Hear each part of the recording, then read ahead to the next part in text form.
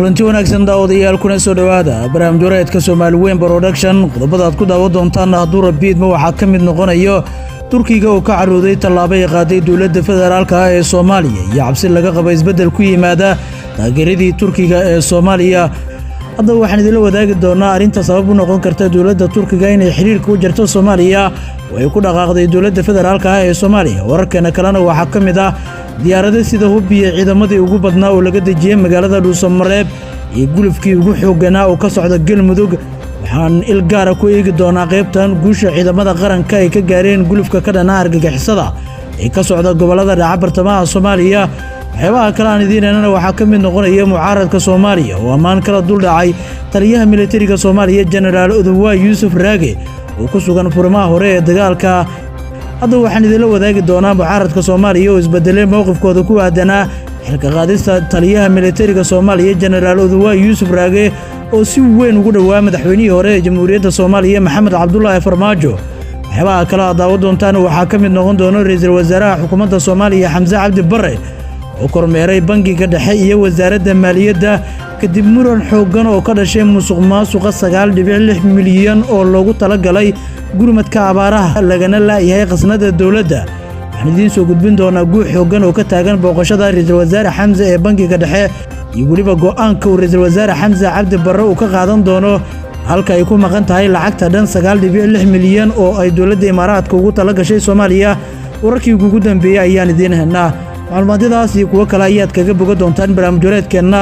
haddii aad nagu cusub tahay daawade subscribe saaro barteena YouTube-ka sidoo kale tan muuqaalkan like dheh oo la wadaag saaxiibadaada kale ma sanidin fafaahinta ayaan u gudageli doonaa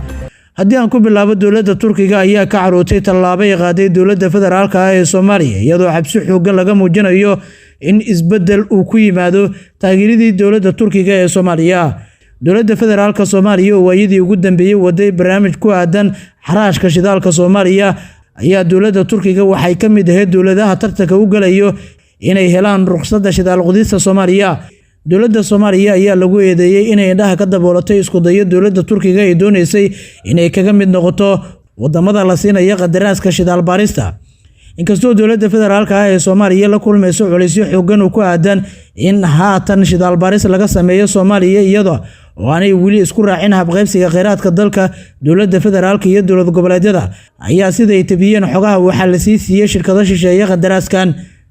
dhawaan waxaa la magacaabay 4 wasiir oo ka shaqeyn doona xaraashka shidaalka Soomaaliya kuwaasi oo kala ah wasiirka maaliyadda Soomaaliya Dr. Cilmi Maxamuud Nuur wasiirka arrimaha gudaha Soomaaliya Axmed Macalin Fiqi wasiirka cadaaladda Soomaaliya Xasan Macalin Maxamuud wasiirka batroolka Cabdirasaaq Cumar Maxamed afartan wasiir oo howshan loo saaray ayaa waxa la sheegay in durbaba ay galeen sidii loo soo xareen lahaa dhaqaale badan oo madaxweynaha iyo saaxiibadiisa ay heli doonaan taas oo la sheegay in calaamad su'aal la saari doono sida baarlamaanka Soomaaliya ay uga falceliyaan awoodooda iyagoo adeegsanaya arintan xaraashka shidaalka Soomaaliya asayeeshee dawlado kala duwan ayaa si weyn ugu tartamayo dawladaha ku tartamaya ayaana waxaa ka mid ah dawlado xiriir dhow la leh Soomaaliya iyo kuwa kale oo madaxweynaha Jamhuuriyadda Soomaaliya Mudane Xasan Sheekh Maxamuud xilligiisii ololaha taageero weyn ku bixiyay inuu ku soo baxo talada Soomaaliya madaxweyne Xasan Sheekh Maxamuud ayaa sheegay isagoo khudbad ka jeedinayay kulanka jaaliyadda Soomaaliya ee waddanka Mareykanka waxa uu carabka ku dhuftay in geed dheer iyo mid gaaban ay u fuuli doonaan sidii loo soo saari lahaa shidaalka Soomaaliya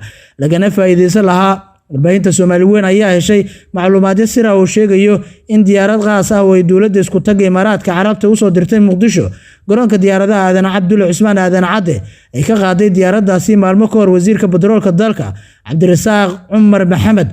iyadoo taasi bedelkeedana dawladda federaalka ah ee Soomaaliya ay ka baxday balan ay la gashay dawladda Turkiga sida la dareemayo Turkiga ayaa safarkii ugu horeeyay oo madaxweynaha Jamhuuriyadda Federaalka Soomaaliya uu ku tagay waxa wararku ay sheegayaan in xukuumadda Ankara ay doonaysay in iyada loo xiro shidaal qodista Soomaaliya waxaase tani ay haatan muujinaysaa in Imaaraadka Carabta uu la wareegayo qandaraaska xaraashka Soomaaliya iyo shidaalkeeda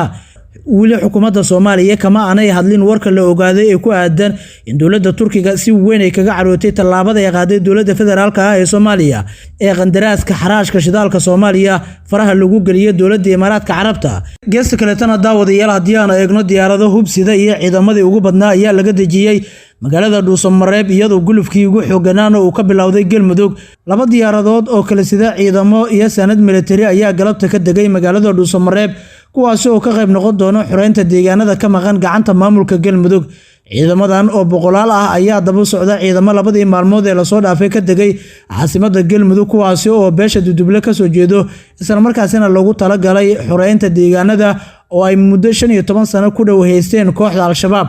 waxaa si xooli ah u socda gulufka ka dhanaa Al-Shabaab oo ay wadaan beelaha dega Galmudug iyo Hirshabelle tii oo ay jirto inay ku soo daba jiraan maamul goboleedyada Koonfur Galbeed Soomaaliya iyo Jubbaland. ciidamada xoogga dalka Soomaaliya oo kaashanaya ciidamada deegaanka ayaa guushii ugu weyneed ka gaaray dagaalada ka soconaya gobolada Hiiraan, Galgaduud iyo Mudug ee Soomaaliya. waxaana ay ciidamada qalabka sida ee Soomaaliya ay ku guuleysteen inay gacanta ku dhigaan deegaano in ka badan 10 sano ay gacanta ku hayeen dagaalamayaasha Al-Shabaab. dagaalyahanada Al-Shabaab ayaa isaga baxay deegaano badan oo ay gacanta ku hayeen, iyadoo ciidamada xoogga dalka Soomaaliya ay kaabiga ku hayaan degmada Xaradheere oo ah saldhigga ugu weyn ee Soomaaliya. Al-Shabaab haatan ay ku leeyihiin warbaahintii Al-Shabaab ayaa laga raray goobihii hore ee ku taalay taliyaha militariga Soomaaliya General Oduwa Yusuf Raage, saraakiisha ciidamada qaybahooda kala duwan, iyadoo siyaasiyiintii mucaaradkana ammaan ay kala dul dhaceen tallaabada geesinimada leh ee General Oduwa Yusuf Raage uu hoggaanka ugu noqday askarta ku sugan jiida hore ee dagaalka.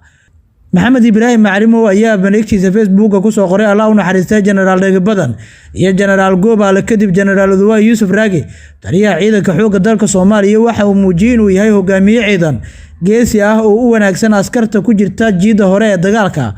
waan ku hambalyeeyaa sida uu had iyo jeer u dhiirigelinayo ciidamada xoogga dalka Soomaaliya iyo doorkiisa hogaamineed. labada marxuum aan soo qaatay waxaan goobjoog u ahaa howlgalo ka dhan ah cadowga Al-Shabaab oo ay hogaaminayeen ee gobolka Shabeellada Hoose. haddana waa waqtigii General Oduwa Yusuf Raage ayuu yiri. General Oduwa Yusuf Raage ayaa dhawaan xilka laga qaadi doonaa, inkastoo si weyn loogu amaanayo dadaalada xoogga leh oo uu ka wado gobolada dalka iyo gulufka ciidan ee ka dhan ah ururka Al-Shabaab.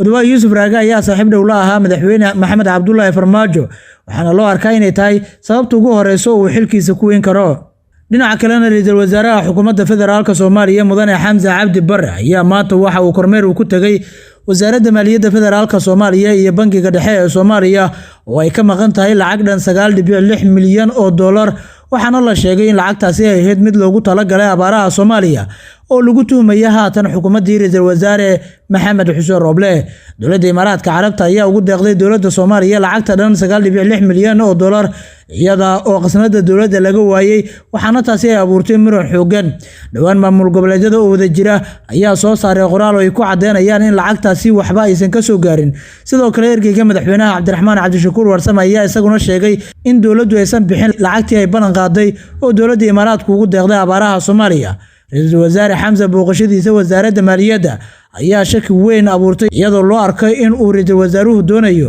baaritaan lagu sameeyo xukuumaddii isaga ka horeysay oo lacagtaasi lagu tuhmayo. Maxamed Xuseen Roble ayaana ka jawaabin eedaha loo soo jeedinayo, waxaana haatan u muuqataa in dowladda federaalka ee Soomaaliya